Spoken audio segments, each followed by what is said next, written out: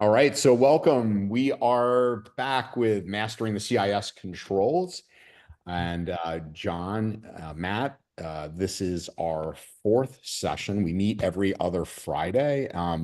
The intent of this is to build a community around implementing CIS controls, both internally in your organization, as well as bringing them externally to your customers, building process around that.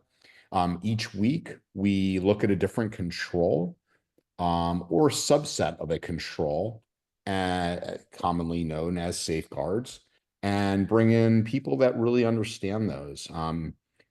Previous weeks, we've had on some MSPs that have done a really good job. One of them, whose camera is not working today, so-called excuse, Eric Woodard, who does a phenomenal job implementing the controls. He was our first guest. And if you've ever wanted to know about shared responsibility, how to implement controls, the inventory controls, he's your guy to go to. He's done phenomenal work there. But this week we have Zach. And Zach, I don't want to butcher your last name, so I'm going to let you do that. Give a quick intro, and I'm going to hand it over as I set the stage to Mr. Strand and Matt, and we'll get on into Control 4, but let you take it away, man. Thanks for calling in, by the way. I know you're in California. Are you in an RV there, man? Yes, and if you ever want to talk RV life, I did move full time in just a few months ago. They did say move in ready, but then my wife got in here and decided we needed a dishwasher, a new electric oven, and a bunch of things that did not come move in ready. Okay. Well, I can't imagine that would ever happen to any Okay. of in our relationships, right, Matt, where you move in somewhere and you need more stuff. That would never happen, would it, Matt? No, never. Especially not an RV. Yeah. You do Let's listen not to always someone's want to meeting. self-sign cert, right? Like we want to have signed certs in public PKI. Okay, now that we've sorted that out, we can get moving. Yeah, John, you're specifically, I've been to your house Mhm. and there were no upgrades there by Mrs. Strand, were there? No, I mean we actually have a like a stove that we can cook on, like wood stove. My wife just convinced me to drag a 10 by 12 greenhouse in the backyard and fully automate it so we can be on the road, you know? Oh, so you got OT now. I have OT. Yeah, I could kill plants with one push of this magical button. Yeah, absolutely. All right, Mr. Zach, go ahead, talk to us. So the last name is Kromkowski. So I co-founded Sention Managed Endpoint Hardening, where we basically dove into Control 4 and only Control 4. So my goal here today is to really introduce the less shinier aspect of CIS, namely the CIS benchmarks, and talk about the resources they provide, how they add value, and maybe talk a little bit about a misconfiguration madness that Matt Lee was on the other week, which was a ton of fun. Really, really cool. So Phyllis, welcome, and thanks for joining us as well. So we do have CIS representation, Phyllis Lee, VP of content, which is over controls, and something else that I'm probably missing, Phyllis. I know you're head up a lot of things there, but welcome. How are you? Great. How are you? Good to see you. Yeah, the benchmarks fall under me too, so. All right, fair enough. So let me kick it over to John. And it's a product order we use. Oh, let me mute it there, Eric. So let me kick it over to Mr. Strand and talk about. I would say one of the more we talked about inventory, which is challenging. SaaS inventory, which is even more challenging, and I was reading an article on shadow AI, which is even more challenging. There's a great paper on that, which I'll put in the notes. This one, though, configuration. First, can you just level set as a red team pen tester? Yep. How you use misconfiguration to your advantage. So let's look at it from malfeasance of this first, and then maybe level set what it is first. I'm gonna go with, I think, number 3. So number 1, getting into places is spear phishing. It's always been spear phishing. Maybe 4. Number 2 would be password sprays, where we have places that don't have two-factor authentication. Number 3 would probably be missing patches. But number 4 is misconfigurations. If I'm coming at an organization, we're absolutely going to take advantage of misconfigurations, and it happens all the time. We had one, this will make people cringe a little bit. We had a customer, we brought down their core switch. You are you muted, John, for some reason? I think he Switch to just mute. muted himself by accident. I didn't. So my internet is flaky. We got snow. So I think someone hit a pole or gerbils or backhoes. I don't know. It's all spring possibilities. So as I was saying before I went muted, my hands were in the air. Look, I can mute without hands, but I would say it's about number 4. Number 1, spear phishing, gaining access to organizations. Number 2 would be password sprays to different services and portals that don't have two-factor authentication. Number 3 would be taking advantage of missing patches. And number 4 would be misconfigurations. And I'll give a story about how this works. We had a customer where we brought down their core switch, right? They gave us a whole bunch of IP addresses, and they said, you can scan these IP addresses. We asked them, hey, are there any fragile systems? No, everything's good. It's fine. It's fine. It's fine. So we started scanning the internal network. It wasn't a full pen test. It was an internal vulnerability assessment. Core switch goes down. And naturally, they're up in arms. They're freaking out about it. And how dare you bring our stuff down? Because we wake up every morning and they're like, how can we crash networks today? Which honestly, I know that most of you probably think that's how we function. But what happened is we had them send the config to us. And as soon as I got the config, I was just like, oh my God. So they had open shortest path first was open on every single VLAN, right? They also had SSH open on basically what they did is when they were configuring their switch, they went through and they turned on absolutely every service that the switch had, because that's how you get things to work, right? You just turn on everything and then it magically starts working and then you don't touch it ever again. Well, when we were scanning it, they had SSH available to every single VLAN. And unfortunately, whenever you scan every single VLAN and you hit that SSH port, it all goes to the exact same SSH service. And when it hits that exact, because it's all just kind of virtualized coming to the exact same service. And when SSH died on that switch, the switch is like, that's it, YOLO, jump off the top of the building and it's done, right? So then we have to have a conversation about what secure configurations are, how they would actually implement that. And it was a hard conversation, right, with that customer. But that's just one example that's right on like my memory because it's fresh. But we see these things all the time, like default configuration portals for Hue interfaces and Amazon auto scaling groups. We see that constantly, right? And that's just something that shows up again and again and again. And this also kind of throwing another thing. I always tell people like the CIS hardening guides, NSA SNAC guides, the DISA STIGs, that's really what launched my career because I would sit and read those things for all the technologies that I had in my organization. And I would learn about all the security relevant configurations. And then you would have people would be like, oh my God, you're a genius. How did you know this? I'm like, I read the manual. And those secure configs, starting with that good solid configuration is, I think, more important now than it's ever been, especially with cloud services, because so many cloud services start in an insecure configuration. Yeah, I think that's awesome, John. You might have gone mute again, but Zach, what do you see? Like you got a view through a lot of MSPs right now. Can you give us your view of, maybe when someone rolls it out, what, or comes to you and it's like, hey man, get me on the fairway. What do we need to do? When you help us maybe in a demo and you're helping someone with an improvement, what do you see? I think the most interesting thing that John just talked about was the switch was set up to be usable. They configured it and maybe they did change some of those settings to make it even more usable. But the thing I really want to emphasize out of the box, especially like a Windows OS or any application, just because it's default does not mean secure, right?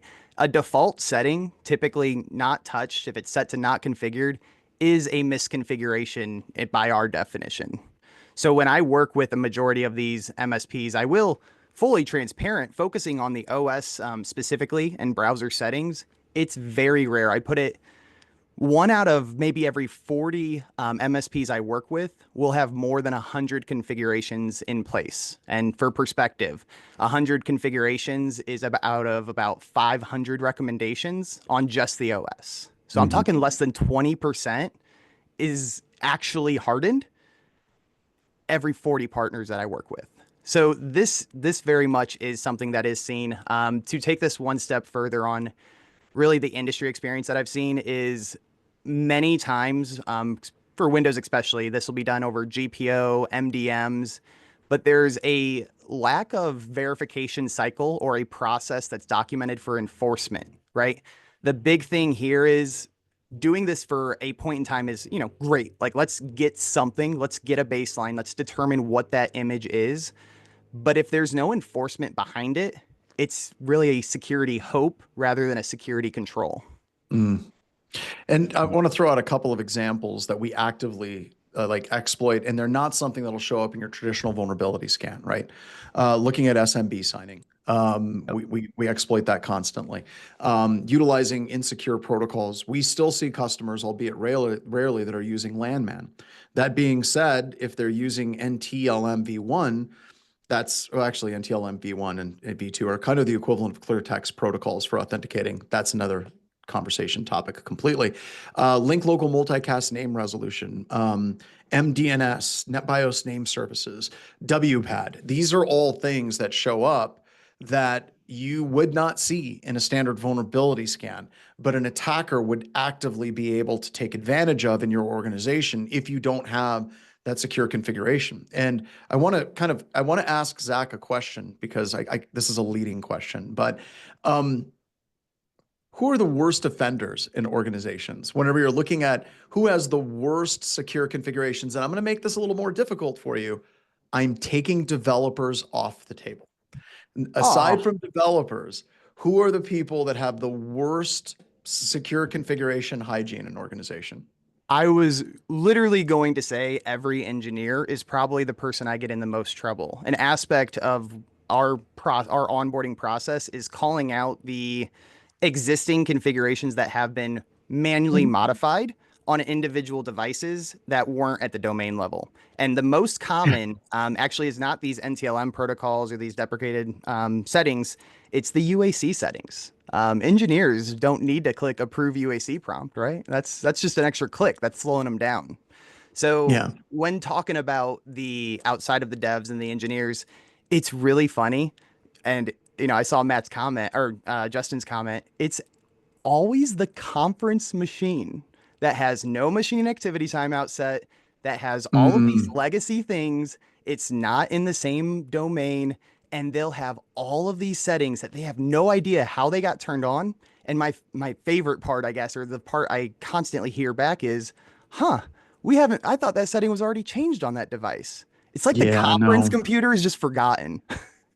And I've got to throw, there's a comment in here, Andrew and Zach, that I think is amazing. DMark D. Kim said, accounting.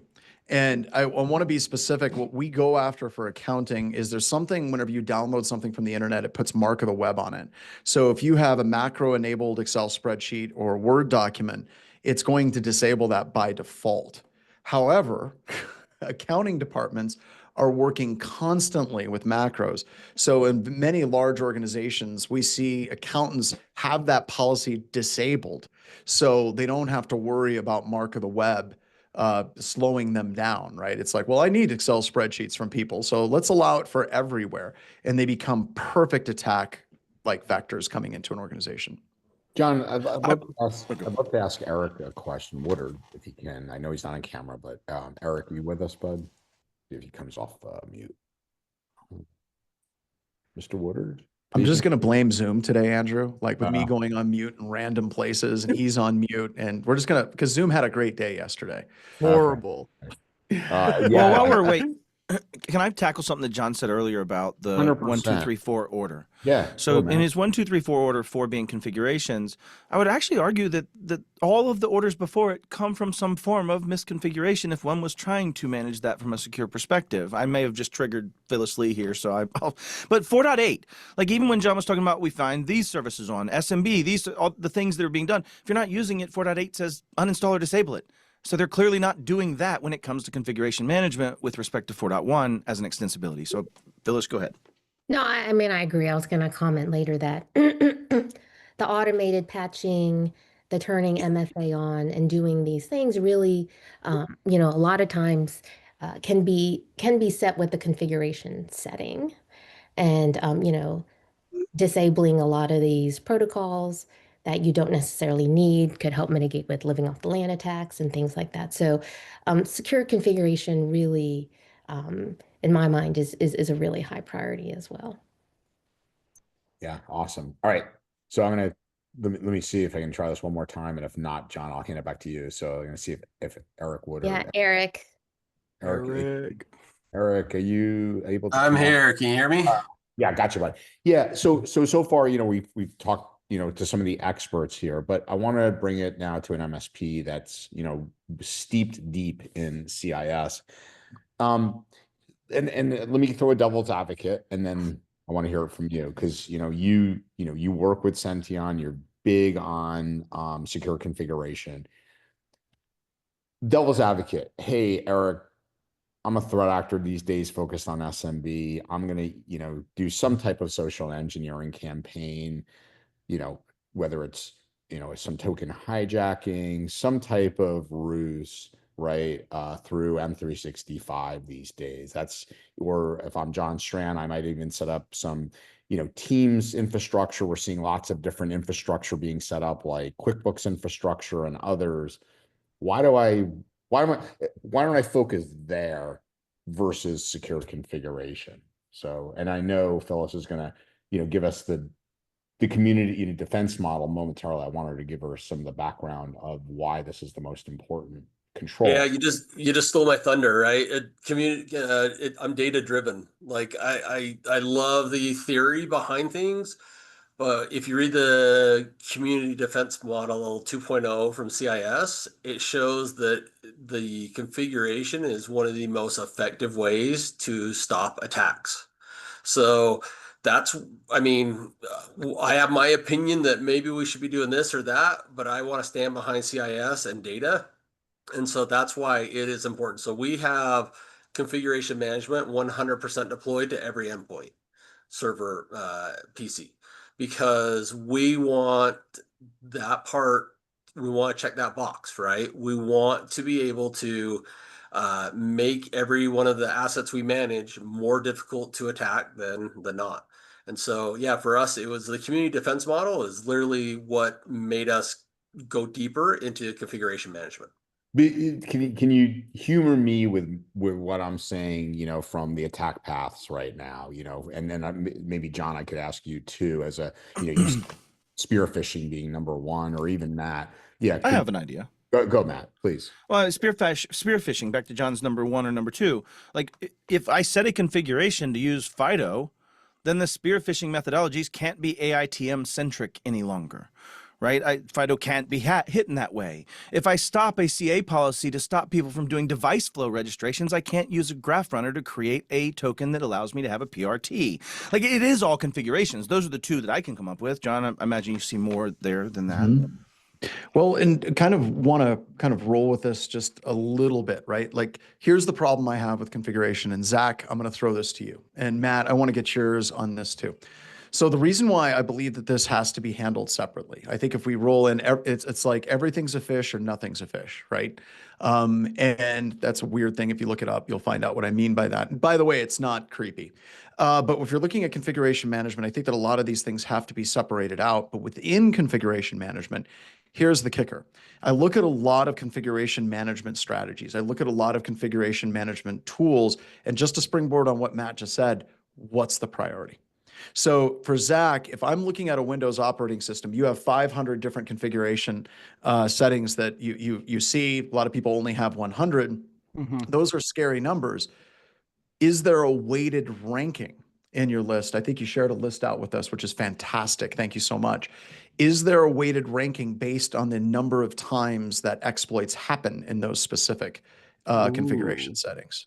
I have not seen something that granular. The only weight that I've seen, there are some third-party vendors that have weighted these settings. We're not one of them because we do stand by, if it's in our platform, it has to come from CIS. That's kind of the purest direction we've taken. But I will say CIS does crosswalk the recommendations from the CIS benchmarks to the STIGs, and STIGs do have severity rankings. So that would be the closest thing to a ranking system. To take that, I guess, one step further in the CIS bubble, we're all familiar with the implementation groups. And the DISA STIGs is more of the government regulations. The DoD would be manually hardening these recommendations. There are some certificate-based recommendations that are outside of the scope of configs, but I think 92% of the STIGs are configurations. Oh, I was gonna say, Phyllis, if she's taking a drink there. I'm sorry, did I cut you off, Zach? No, I was responding to Andy's question in the comments. Yeah. So Phyllis, can you break it down from a CIS perspective and help people understand what STIGs are? Like maybe start there. Obviously, Andy put in, thank you, Andy, the specific what the acronym is. Bring it down to a 5th grade level, if you would. Yeah, first. sure. So DISA STIGs are secure configurations, really managed by DISA.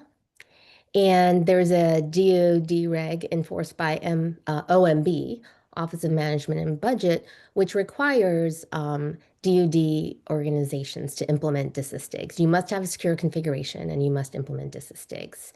Here at CIS, we want to be a force multiplier for the government. And so we have created STIG compliant benchmarks.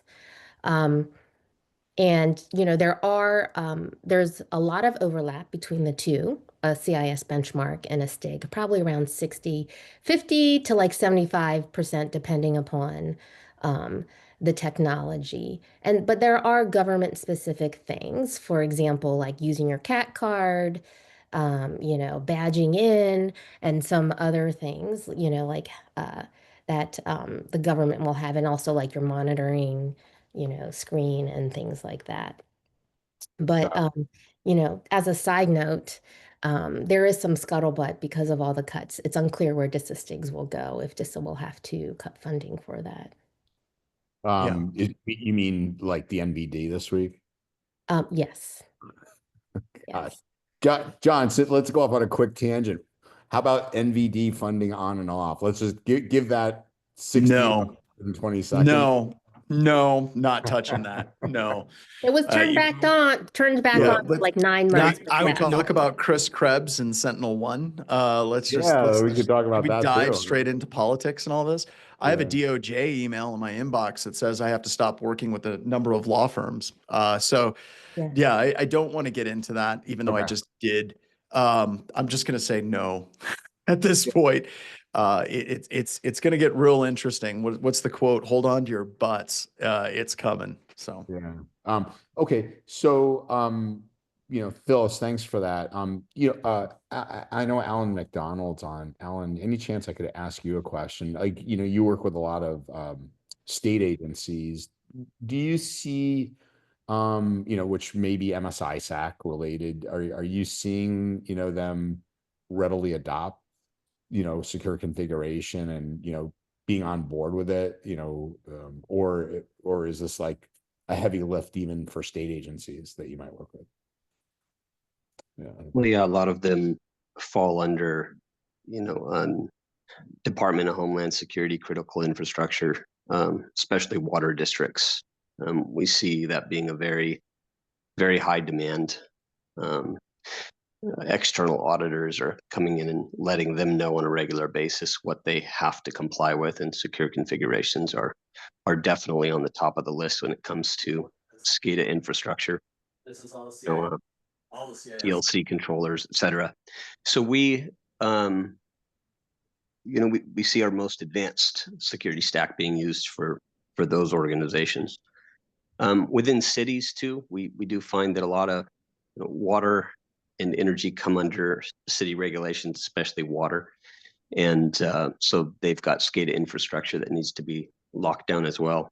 Same thing, of course, with PD and fire. So yeah, it's coming up again and again in our organization. You know, just a quick tangent, and then John, love your comment on this. Alan, not a lot of MSPs get into OT, but you're mentioning it right here, right now. How is your MSP kind of evolved to handle, things around SCADA, and does that fall under your purview? Water districts have been, a vertical market of ours for a while, but I think what's happened, it's like in any industry, if you have a breach that occurs within a peer group, or a trusted colleague group, it gets a lot of attention. And that's definitely happened within cities. It's definitely happened within water districts. And when it occurs and a big one occurs, forensic team comes in and makes a bunch of recommendations, and a JPA gets involved in trying to determine why it happened, how it happened, and what to do next, what the lessons are learned. Then one organization starts making changes, and just like we're in a peer group, these organizations are in peer groups too, and they talk about them, and CIS is involved, and FBI is involved in those organizations, and they give them, very specific guidelines, on what to do next. It was interesting. I was attending one of the meetings for water districts. It was kind of led by CISA and the FBI. And it was surprising to me that they were warning them. It wasn't just water districts, it was also cities, but they were warning them about insecure physical locations, even streetlights, where a lot of these streetlights have, removable panels that you can take off with a screwdriver and insert a USB stick in there to infect those devices. And same thing with, a lot of these remote pump stations. And so we've got to be concerned about those things too, tamper locks and then detecting or locking down USB configurations at those sites. So yeah, secure config's a big issue. Yeah. So John, anything you can maybe share on OT and physical? Like, does that come under your purview in some of these engagements? And if so, OT is a nightmare, right? Whenever you're testing like SCADA, ICS, OT, that entire space, you're dealing with a lot of technology that's incredibly out of. We lost you. Magic mute, brother. There we go. There we go. And you're also dealing with that it's not something that can be easily replaced. It's not like, well, you're running Windows 2000, upgrade that operating system. It's like, no, this is a widget, and this particular widget is being used in a very specific way. And the company that created said widget doesn't exist anymore, and the person who created the widget is dead. That's what you're dealing with, right? And I think that this is one of the things that's really important whenever we're doing audits, we're working with companies, is we're really big on the concept of compensating controls, right? If we're looking at, I think there's a lot of auditors that go through and say, well, Telnet's enabled on this device. And it's like, that's an AS400 running RACF. I can't disable Telnet without destroying another, because the developer wrote something that uses Telnet to query data. It's just that happens in DoD, that happens in finance, that happens in large scale banking, that happens in OT. So it becomes really important to say, okay, what is that sensitive part of your organization? What are the restrictions that we're putting around it in the network perspective? And then what are the controls that we have that are controlling the gateways, the jump hosts, things of that nature that require additional two-factor authentication to be able to get those sensitive aspects. But all of that costs money. All of that is hard. And I think, I have more of a soft spot in my heart for OT than I do for massive databases that are running on legacy ancient systems and a Fortune like 10 banking financial institution that's making $1 billion per quarter. And when you say, hey, when are you going to upgrade this server? They're like, ooh, that would cost us like $20 million. We prefer to continue buying drives for that thing on E as they fail. It's just a matter of time. Got it. So Matt, let's jump back, and then everybody out there, think of questions you may have, put them in chat, whatever. Matt, let's talk about some of the, I don't know, how many courses you've taught, but Couple. yeah, just a couple. This control, can you kind of maybe get us on the fairway when you're teaching it? Top questions, top like light bulbs that go off. Sure. Things that MSPs really should be focusing on, and then again, talk balloons, bubbles, or whatever round objects that you would like to go in there. Let's go golf balls this week. We'll use golf balls. These are little tiny golf balls. And the reason they're golf balls is I had to make it so small to fit on the page. So I'm going to go ahead and share my screen real quick, and we'll get into this safeguard and set and control. Okay, so one of the things that I think is the biggest aha moment, in my opinion, Andrew, is just how much is connected here, right? Zach, you've used this on stage a number of times, but ultimately, if you think about it, a lot of the things you're told to do in other places have to have a home to get done. If I say I'm going to set the firewall on machines, I have to have a place in my configuration methodology that I'm going to set those firewalls in some efficacious nature, right? So I have to have some way. So all of these balloons that are coming back into this are the ones that are related upon or build upon and set parameters in your configuration process. Like if 6.3 says require MFA for externally exposed applications, I have to have it somewhere in my process that when applications get deployed, modified, externalized, or otherwise, MFA is set up and configured properly on that, right? So I think the biggest aha moment is I genuinely believe, and John, you see this every day, that if the configurations were done to the level of risk, the exposure that people believe they had, then it would be a much different world as far as what we're doing from pen testing and from what we're doing from red teaming. It would be more valuable, in my opinion, if all the config was already to the baseline. Is kind of my point. So I don't know. I love making you push back against me. That's my favorite thing in the world. It's just, I'm going to use an example of the DISA STIG, right? The DISA Secure Technical Implementation Guides, they came out with something, they had the DISA Gold Disk, where you could run this and it would automatically lock your system down to the configuration and you'd be 100% in compliance. And you could do nothing. And your computer effectively became a brick. Like it was one of the demonstrations that I did for DOD. I was doing this thing with the NSA, and they were like, you have to implement the DISA STIG, which is crazy because they have the NSA snack guides. That's a whole nother conversation. And I demonstrated what it did to a server. It basically made it so I couldn't even log into it. And having to push forward and say, you know, this is what happens when you go too far, I think it comes back into the conversation of we need prioritization. Sure. So Zach, I'm telling you, if you have a tool that can prioritize based on likelihood of attack, and that's part of the reason why I quickly went in and I'm like, here's the top 100 vulnerabilities from BHIS over the past 6 months by count, not by severity. That would take a little bit more time. I think we need that in the industry because what most people do is they have memories of the gold disk. They have memories of people configuring something too far down and it broke something. And it's this fear, right? It's this fear of going too far down the rabbit hole. And what is the return on investment for the amount of effort and what configurations I'm going to make? Go ahead, Andrew. Yeah, John, can you share the top 100 just for a minute? We'll come back to Matt's thing, but I'd like you to share, you know, talk about a few of them, and then Zach, let's throw it to you based on what John shared. This is awesome, and not, I know it's to John first, but John, I want to emphasize what you're sharing is extremely valuable. This is awesome that you're willing to share this to the free community. It ain't that cool. Let me poop on it for you. So this is by count, okay? This is by count, and these are vulnerabilities that have to make it into our reports, and I can talk about that and why that's the case.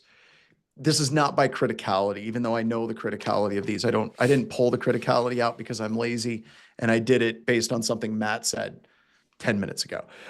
So when we're looking at this, I want to kind of go through, if we're looking at the idea of we're looking at the idea of configs. TLS SSL, that's totally a config thing. Now, you may argue that that doesn't mean anything. I don't know of any attacker that was able to break into an organization because of TLS SSL configs, except for some very specific instances dealing with OpenSSL library vulnerabilities. But the reason why it's critical for everyone here is PCI. You have anybody that's doing anything with PCI, this is a vulnerability that has to be addressed. This is 100% configuration based, right? The actual likelihood of this attack, doing a TLS SSL attack and successfully breaking into an organization, real super low. The odds of an auditor using it against you, super high. Unpatched software, right there. Information leakage via third-party breach.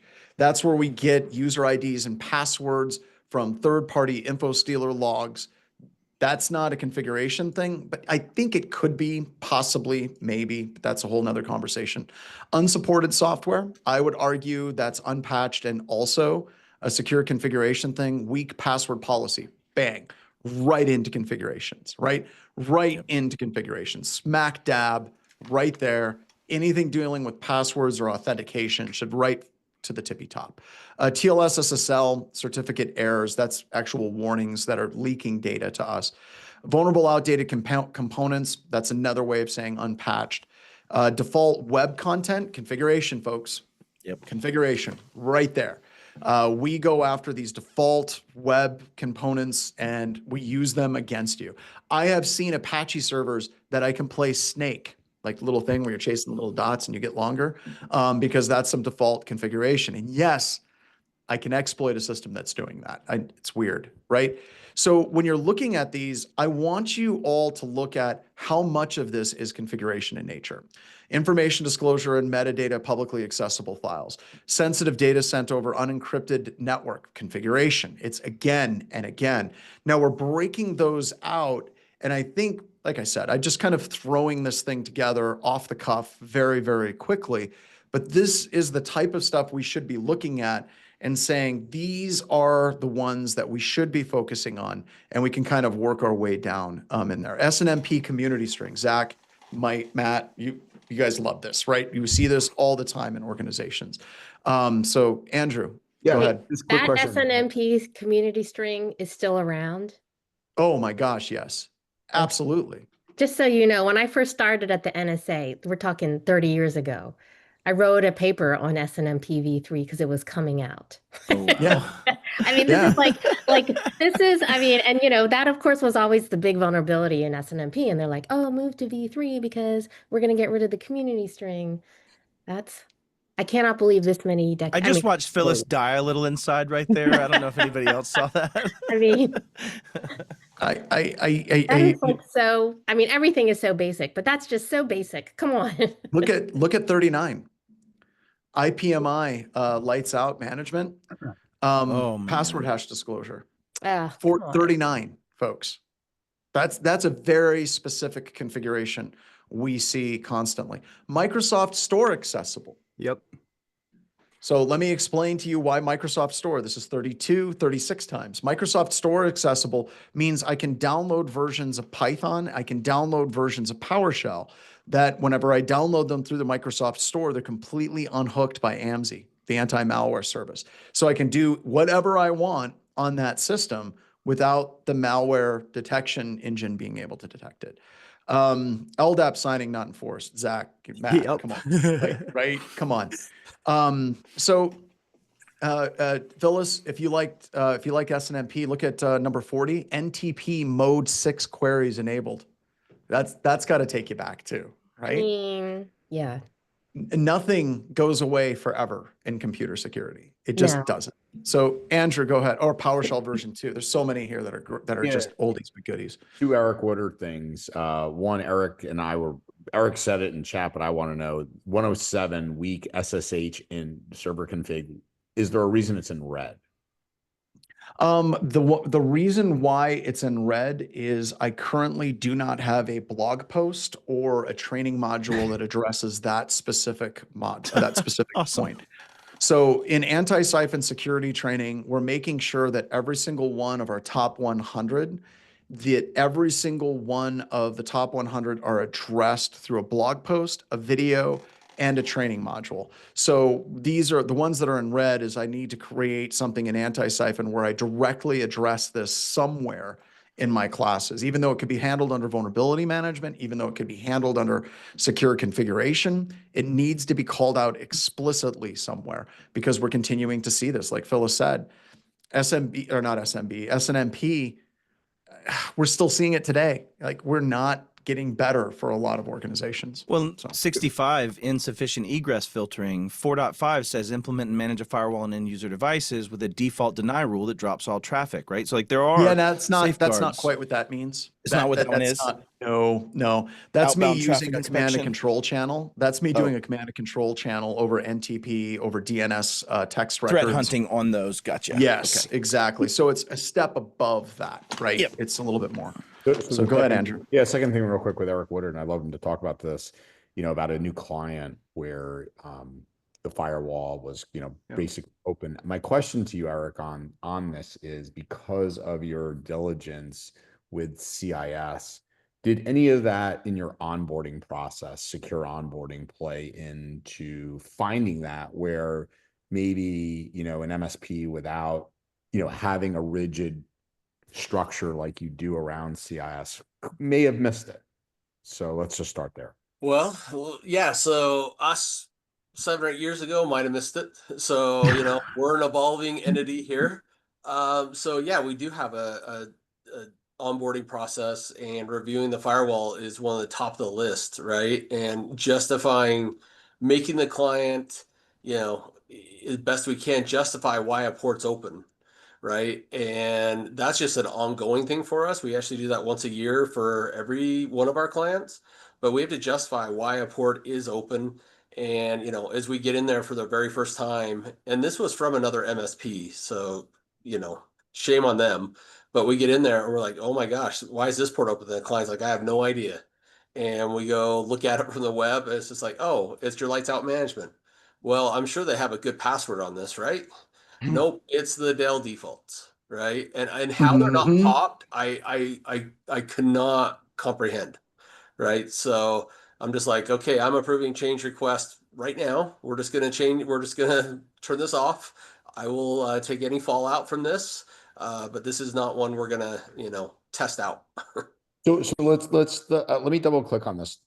Matt, let me go to you for this, and then, certainly Phyllis or John chime in. Matt, so over and over and over, whether it's, I'm just using these vendors as names. Fortinet has been constant from a firewall perspective, internet facing, right? Being, vulnerable and yet unpatched often, right? SonicWall, Avanti. Yeah. We have these, companies that are clearly, once they're having issues, continually get targeted, right, by these threat actors. This falls right into secure configuration. And I'm just curious, thoughts on process around this. Why are, these companies, whether managed by an MSP or not patching when, people are coming out and saying, hey, this is vulnerable, patch it. Yeah. It's a 9.9 CVS, Well, patching falls under 7, right? From that perspective is really where patching lives, not so much in configurations, right? In the sense of that, but obviously there could be a point where there's something that's not patchable that needs to be configuration monkey patched, right? Or other methodologies that come into play too. But to your point, why are companies not doing it? I don't know. It blows my mind, Andrew. And even MSPs, when the Screen Connect slash and grab happened, I started tracking a cohort of 1,000 Screen Connect servers that I pulled from Shodan, built a Python script to query their header and pull the header information for the version over and over and over and over again. And I tracked that. Andrew, in day 4, after they had already given away the upgrade, what percentage of those 1,000 do you think I found patched 4 days later? Perfect tens. 17%. It was short of 20. Yeah, it was short of 20%. Like genuinely, as we watch this play out, like that was why, and I don't know if this is even public knowledge or if I'll get in trouble talking about it here, but we realized that there was the ability to pull license keys from drunk sysadmins, and ConnectWise did take that decision to say, if your license server checked in and said, I have a version that's vulnerable, they just would issue it a null license. It wouldn't go away. You just couldn't run commands on the machines. This will be in a paper at some point. We tried to put it in an RSA. Oh my God. But we called it taking keys away from drunk sysadmins. And so it violated the EULA, it put them in a lot of jeopardy with the board. But the decision was made because it was a greater good conversation. We were watching idiots not patch their machines. And so anyways, I'll get off my soapbox before I fall and break my neck. But this gets into like a much larger conversation when we're seeing organizations get compromised from IR, right? Like I fundamentally believe that the people that are here, it's great. You're not the people that keep me awake at night, right? The people that are like, I want to implement CIS, I want to do better, I want to move up, and I want to start doing more work. I don't lose sleep over that. I lose sleep over the people Matt's talking about who are running critical infrastructure. So this is just a quick showdown, like dirty thing that sometimes displays things that are scary. But you do port 5900, which is VNC, screenshot label. These are SCADA ICS systems. There's 137 of them. This number should be 0, right? So these are the things that I feel like a lot of people, like if we're looking at like CIS, or we're looking at CISA, or we're looking at international groups, how do we deal with this? And this is getting off track, but you want to make sure that as an MSSP, you don't have this type of embarrassment on the outside of your organization for your customers. These are very common vulnerabilities that we see. They're very easy to oversee. Because I'll give you an example. We were doing an assessment for like a supply chain company that did lots and lots and lots of very important supply chainy type things.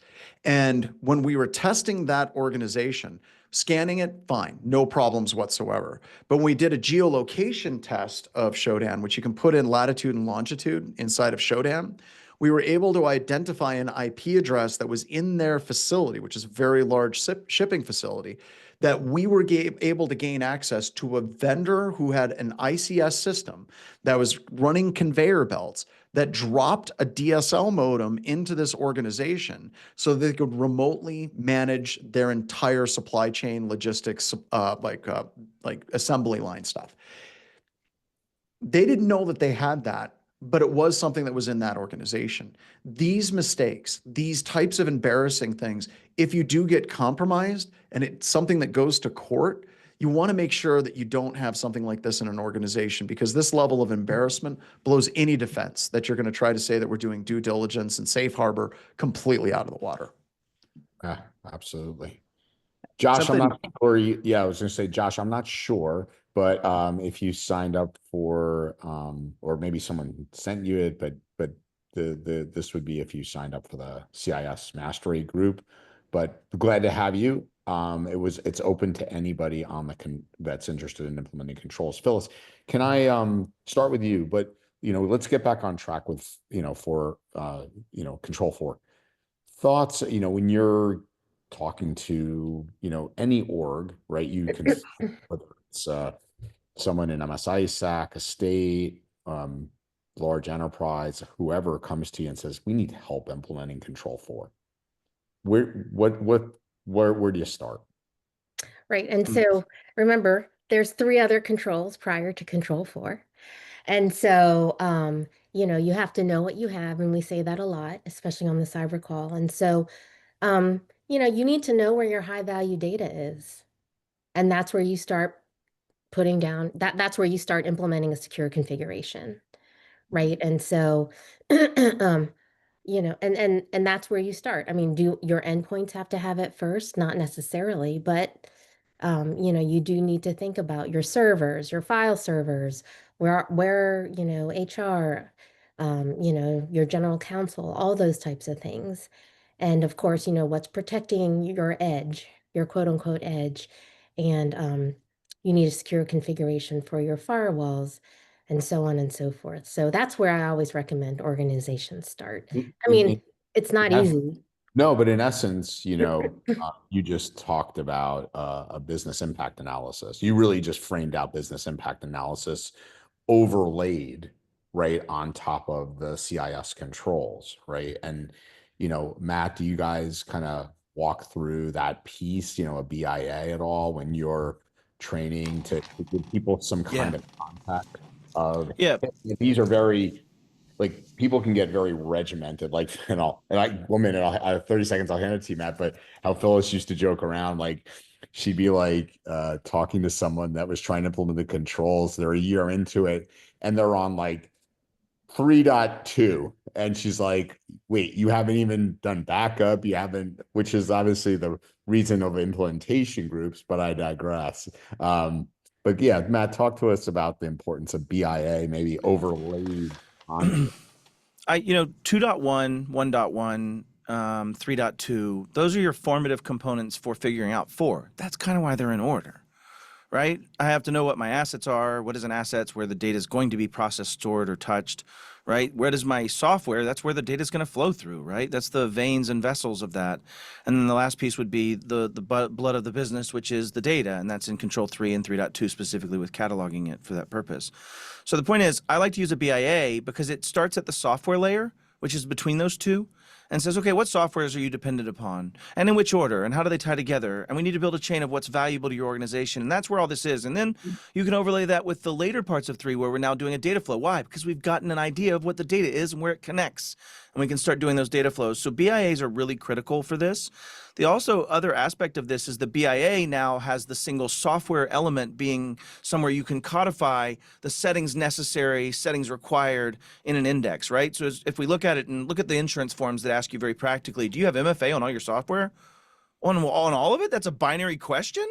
It should be a non-binary. There's tons of answers, like depending on the software. So now I teach my students to take the software in the BIA, start adding criticality at the software level, start adding the understanding of what it has set to it. Has it set with MFA? Do I have my data secured properly? Have I done the things that I need to do for the configurations of this software or the configurations of this asset or the configurations of that? So I think BIAs are the central way to pivot around within that and have that conversation in my thoughts. Yes. And I want to drive home again. We talked about inventory. We talked about inventory, Control 1 and Control 2. And I cannot stress this enough. Do not play the game that you have to get 1 and 2 perfect before you do anything else. Yeah. Just get started. Because that is the biggest barrier that I see for people implementing the controls. They get stuck there and they're like, well, we can't get this 100% accurate. The rest of the controls are going to be too hard. No. There's a lot of things that'll get you like 80, 90% of the way there. It doesn't mean give up once you get to that point, but it's a refinement and a continuous process. Yeah, I agree. We always try to say, just get started and then iterate and improve over time. And I'm going to use Brian Blakely's words, and then we have tons of video on Brian if you don't know who he is. He is he's a CISO, but he's a very centric person around when he goes and talks to an organization, he starts at literally, again, 5th grade level. Help me understand how your company makes money, right? And if you think about that base question, right, Matt, to your point, like we can bring it up a level to what might intrigue businesses, right? Because the more we go deep into what systems, processes, those are layers we need to certainly talk about. But if we start with, just walk me through your business. How do you make money? And there's a concrete manufacturer in Kansas that lays most of the streets in Kansas. And when I was dealing with him, I asked him, listen, how do you make money? He says, well, I've got to get concrete trucks to the job site every 30 minutes with the right mixture of ash and cement and aggregate and water. And every time, and if I miss one, I ruin the pour and I might have real financial penalties to it. Great. What happens when a driver's sick? Got extra drivers, brother. Don't worry about it. What happens when a truck breaks down? I got my own place. I can fix it. I got a factory. I have extra trucks. I have my own shop. Great. We're good. Okay, cool. What happens when the Kimball or the Trimble Alltrack server that you have is taken out because we're waiting on forensics for 2 weeks? Do you have the ability to run on paper and on handies and walkie-talkies or not? Okay, great. Let's actually talk about that system. And now it brings it into their business and it brings it into the actual money that they make and how they understand it. And I think that's a lot of the translator's job in that, is really getting it into what matters to the business so we can make educated decisions on what the next one is. And goes back to John's point around prioritization and all of those pieces, right? We can start focusing on the priorities of the crown jewels.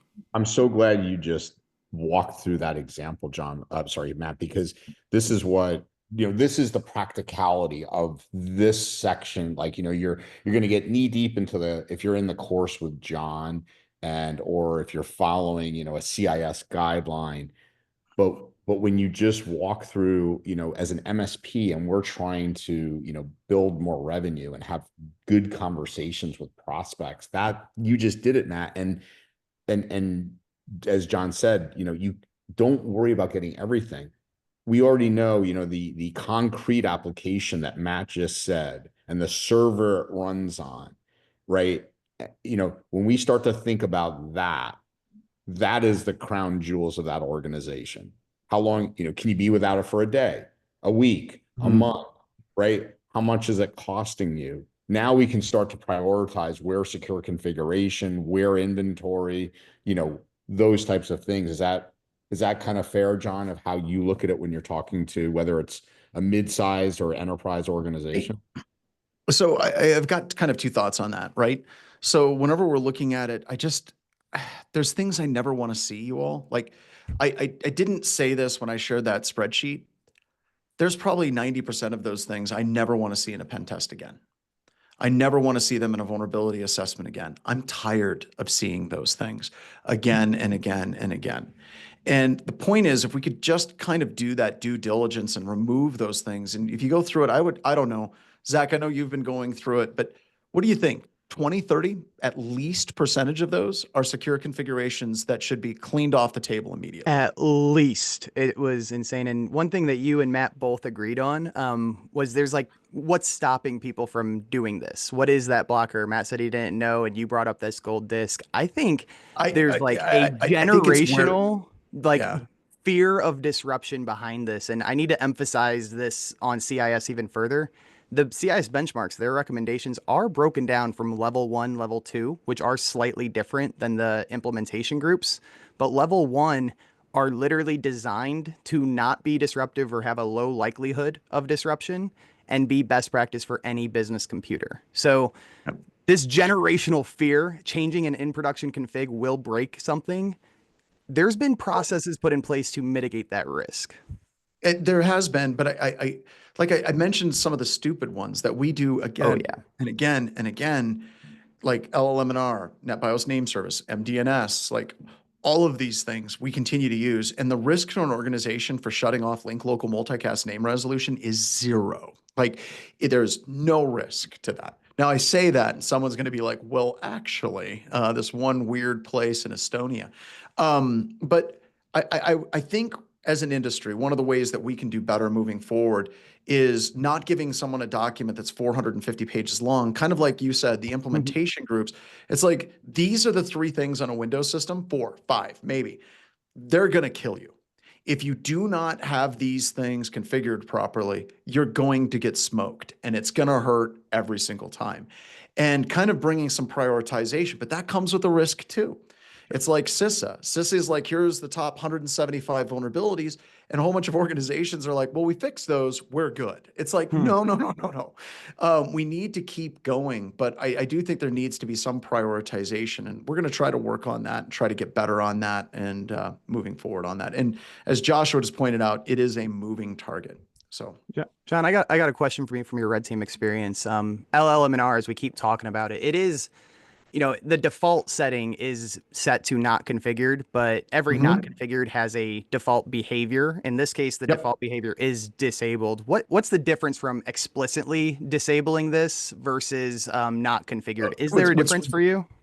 No, so there is. If it's disabled, it's disabled. Like it's gone. But that doesn't matter because on a Windows system, if you see LLM&R, it'll fall back to NetBIOS name service. And we see that a lot more in organizations. And in environments that aren't Windows, like, well, Windows does this too, but like Mac or even Chromebook environments, yes, those exist. We see the MDNS stuff out there. And then everything has WPAD, Web Proxy Auto Detect. And I do want to show you something because you talked about something, Zach, where you're like, the configuration, what does that configuration mean? And Andrew, I've got a demo where I want to show where something can be set configured and something really bad still happens. So when we're ready, I want to demonstrate that. Yeah, no, let's do it. Okay, cool. Let's do a screen share, everybody. How are we doing on time, Andrew? We're at, we're at the top of the hour. Maybe we do this, John, and we'll wrap it up for today. Okay. But this is perfect. All right. So when we're talking secure configurations, it's more than just setting the config. I think we get into, and I know this is what Zach was setting up, right? When he was talking about LLMNR, you can shut it off, but then it defaults to NetBIOS name service, and you shut that down, you have MDNS, and it just keeps going. It's this rabbit hole. Don't even get me started with snack attacks for snack IPs. But I wanted to show you something really basic that we do in organizations. So I'm using a tool called Impacket. Now, when we're running Impacket inside of an organization, we're standing up a server, a malicious SMB server, that if anybody tries to access that server, we're able to get the authentication credentials for that person, their hashes. Those can be NetEnt TLM v2. We can see authentication if they're using cloud accounts. It depends on what the authentication is in that environment and how it actually works and how it actually looks. So let's say hypothetically, we establish a secure configuration for anonymous logons to shares, right? So if I can convince somebody to come to a server, I wouldn't do it this way. There's a number of ways I can get someone to try to access a share, but they're trying to mount a share. Net U star means start with the highest Z working backwards in a drive letter. And I'm going to trick them to come to my attack computer, which in this situation is Kali, and go to the secret share. And as soon as I do that, let's see if we can get this to fire. I might have gotten the IP address wrong, which happens from time to time. 10.10.208.233. Nope, I screwed it up. Let's fix that. Oh my gosh. I got an error. That's unfortunate. I got this error because this organization and this particular system has a security policy that they have configured that disables people from doing potentially bad things on their systems. I did the wrong zoom. Let's do this zoom. All right. It says you can't access this shared folder because your organization's security policies block unauthenticated guest access. These policies help protect your PC from unsafe and malicious devices on the network, much like the one I just created, right? I love it when Microsoft helps. I really, really do. Like Microsoft and their configurations, we've gone through, we've locked things down, we're doing the right thing. Meanwhile, in the background, what it actually did is it totally tried to authenticate anyway. It still sent the user ID, the password hash, the authentication, the 16-byte challenge for the authentication. And I can do SMB relaying with NTLM Relay X. I can do password cracking. I can do a number of different evil things. So this is really getting to Zach's point where you can have configurations, but what is the actual impact is somewhat more difficult. And we've got to be constantly kind of testing and evaluating these things in our organizations to make sure that it isn't just the configuration is set. Has that configuration been overwritten by another configuration? Have we a configuration where Microsoft has half-baked it and we don't have it configured correctly? So we need that vulnerability management and that kind of double check to make sure that things are what we expect them to be. And by the way, this is in all of your classes. If you want to do this, this is the Honey Share Lab that all of you have access to. It's used for cyber deception, but what I just did as a demonstration is available for literally everyone that has the CIS class. So Andrew. You just demonstrated a Microsoft feature is what you're trying to say. It's a feature. I really believe that Active Directory, I don't know quite what it's used for in the real world. I just think it's a super highway for hackers to take over entire organizations. But my view of things might be biased. Andy, what you got? John, thank you for this example. What you've just demonstrated, in my understanding of it, is that as we begin to turn things off, it opens up a domino potentially for other weaknesses. No, this weakness exists whether or not you enable it. It didn't turn this vulnerability on. It fixed it, but it never went away. So where I'm drilling down on next is if we are looking to implement secure configurations, and let's say we're targeting level 1 that was alluded to, would we have to make these changes and retest it again, or is there a process or script that would say, you know what, these are the dominoes that begin to fall as you turn these on these different configurations? You could try to uninstall SMB and RPC from your Windows system, but then it becomes a brick. So what we usually recommend is doing a compensating control, like in organizations that are getting to this level of security. Your workstations should have firewalls enabled to where the workstations cannot communicate to each other. Okay. Your jump hosts for management can talk to them. You can have domain controllers can talk to the workstations, but workstations should never be able to talk to each other. There's no business need for that. There's no reason why your workstations are more secure in a Starbucks than they are at work. Got it. Thank you. So John, let's do this because we're a little bit after the hour. I want to wrap up and give Phyllis, Zach, just a moment here. So Zach, thanks for really, it was awesome having you on. Welcome to put stuff, how to reach you in chat, but anything you'd like to wrap up with here on Secure Config? Yeah, well, John, those examples are awesome. I will be reaching out to you personally after the show because I have a bunch of other experiments I would love to play out. I hinted before, me and Matt did a really cool thing for misconfiguration madness where we have settings go head to head in a environment where there is no complementary controls and which setting is more important. And it'd be really cool to add another dynamic of a little attack simulation or some type of aspect of a setting in place. What's the difference? So anyway, yes. So I really strictly follow the CIS guidance. It's really where I just built my own personal brand in my LinkedIn. So please feel free to connect with me there. I've dropped a couple Excel sheets just into the chat to help out with some of that prioritization. Prioritization really should be done first. If you are in a regulated space, focus on the settings that the regulation requires. It's just kind of what you have to do. But of course, inject the risk settings to be prioritized after. That's something that I do my best to help everyone with. The other takeaway, when you do present this to clients and whatnot, I have found the most successful way is to present the concept of standardization as opposed to hardening or secure config management. That concept doesn't really grasp for them. So saying standardization is a lot more effective in my experience. The other fun fact I'll share, I don't know, John, did you know the dinosaur game on the browser is actually a reg key? I didn't know that was until we got into that. Yep. So many weird things. It's so many weird things. Yeah, just go into about:config on your browser and see all the crazy things that are in there. There's another one, I can't remember. It's the Book of Maimon. It's like about:Mozilla, I think. And it reads like something straight out of a horror movie. Maybe I'll show that to you guys next time. But yeah, there's all kinds of weird stuff in browsers.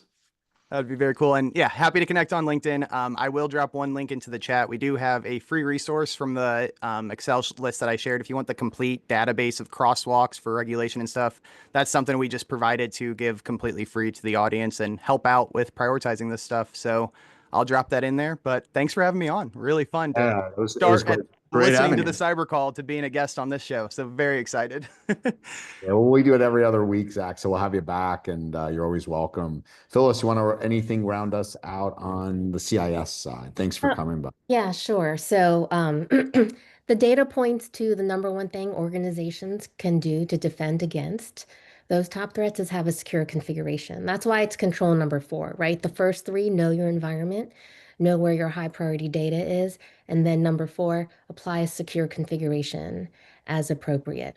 All the data points to that. Even the VDBIR pointed to that. Additionally, and what we're doing, like the mapping exercise to show prioritization as well as compliance, is that applying a secure configuration also helps you show compliance in many ways. Of course, there's a compliance control that says have a secure configuration, but you can show password policy is an easy one to point to, but like auditing and other things, role-based access control, so on and so forth. And to me, that's also another selling point is that you can show compliance through a secure configuration. Yeah. And I'm going to beg all of you, please don't make my life easy anymore. Spread the word. I seriously don't want to ever see many of these vulnerabilities ever again. Make my life hard. That makes me happy. All right. Well, everybody, thanks so much for tuning in. Share this By the way, with peers, every other Friday, I'll include you all again. We've posted all of these on the Write a Boom YouTube. We'll be getting these all up onto the Write a Boom site as well. So until next time, wishing you all happy holidays, safe weekend, and thanks again for being part of the community. Take care, everybody. Thanks, everybody. Thank you.